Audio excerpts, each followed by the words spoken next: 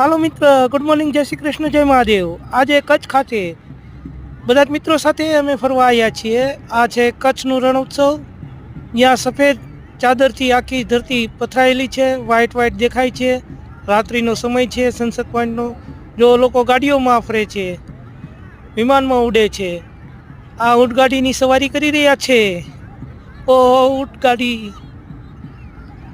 લોકોની મહેરામણ ઉમટી પડી છે. બહુ જ લોકો આજે આ સફેદ રણની મુલાકાત લઈ રહ્યા છે અને મજા માણી રહ્યા છે.